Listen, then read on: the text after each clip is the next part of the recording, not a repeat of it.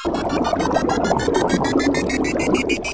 welcome back, guys. It's Quinchester. He's back with new videos. His biceps are nearly showing. Now let's get straight back into it. This is the medical school section, principles in the SJT section, in the Ucat section, in the medical school section, and let's keep going. The first point is that medical students are responsible for their own development as a medical professional. By this I mean, for example, if the medical student isn't able to understand a certain concept, or it would be acceptable for the medical student to speak to his supervisor or the consultant that he was with about the procedure. By doing so, he'd be able to understand and improve himself as a medical professional. What isn't acceptable, for example, is if the medical student was to ask the doctor mid-procedure, oh, what muscle is that, or what tissue is that? I swear you're not meant to cut that tissue. Like, do you understand what I'm trying to say? The patient would get scared and they would lose trust in the NHS and potentially just freak out inside the surgery. Like, just start moving and the doctor's cutting everything. But let's leave that for another part. Let's get straight back onto it. Now the second point says medical students should be supervised by a medical professional in the first instance of operations. For example, if the medical student is required to take blood of the patient, he can't just tell the patient, come into the room, let me just practice on you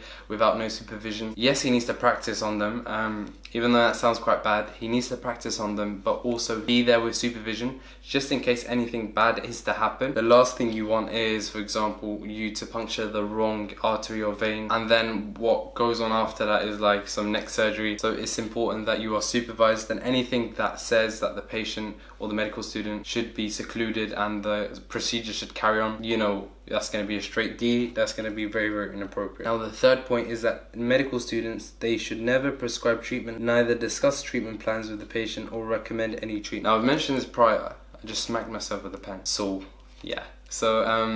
I've mentioned this prior, is that a medical student is not allowed to prescribe any drugs. He hasn't got the license for that. He hasn't done his extra 3 years specializing in being a GP, so he cannot watch Casualty and then say, I'm here to prescribe some treatments. It's just something that's not allowed, and an automatic D straight away. Now to the fifth point, it says they should observe the same values as the doctor.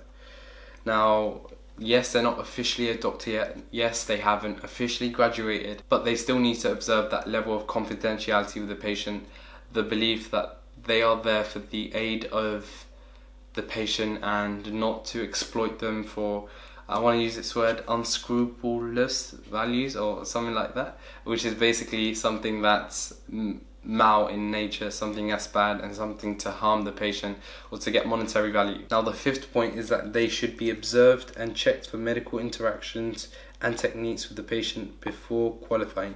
That links back to the third point that I've mentioned. The last thing you want is for any major scenario to take place where people are harmed, so it is almost imperative. And if the scenario says that the patient or the medical students should be secluded, it's something that's going to be an automatic D.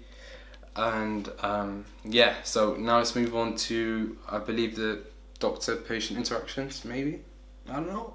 So anyways, catch you guys there. Now if you guys have liked the video in 2 ways, via the liking as well as the other way, luckily for you I have the first completed online Ucat free course available for you that's over 4 hours plus. Now the way to access this is to use my referral code in the description box. It gives you 2 months free on Skillshare, and hopefully that should really help you. If you have very minimal time, I have an ebook that is present in the link description, and that's my killer tips.